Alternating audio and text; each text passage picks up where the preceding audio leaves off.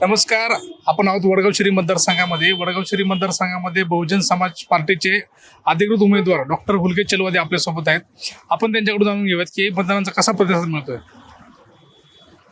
या वडगाव शहरी मतदारसंघामध्ये एक बदल घडणार आहे आणि जे दोन्ही माझे प्रतिस्पर्धी उमेदवार आहेत या दोन्हींना असं वाटतं की लोक म्हणजे एक विकत घेणारे वस्तू, मतदान हा विकत घेऊ शकतो.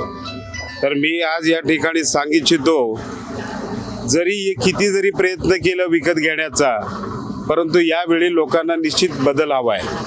म्हणून सर्व मंडळी या ठिकाणी बहुजन समाज पार्टीच्या पाठीशी उभा राहतील आणि हाती हा बाबासाहेबांचा चिन्ह होता आणि निळा झेंडाही बाबासाहेबांचा झेंडा होता.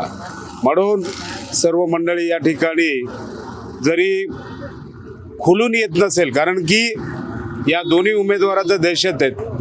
परवा दिवशीच आपण पाहिले धानोरीमध्ये एका माजी नगरसेविकाच्या पतीवर हल्ला झाला आणि या हल्ल्यामुळं लोक घाबरून बाहेर दिसत नाहीत. परंतु निश्चित मी सांगू इच्छितो यावेळी बदल घडणार आहे.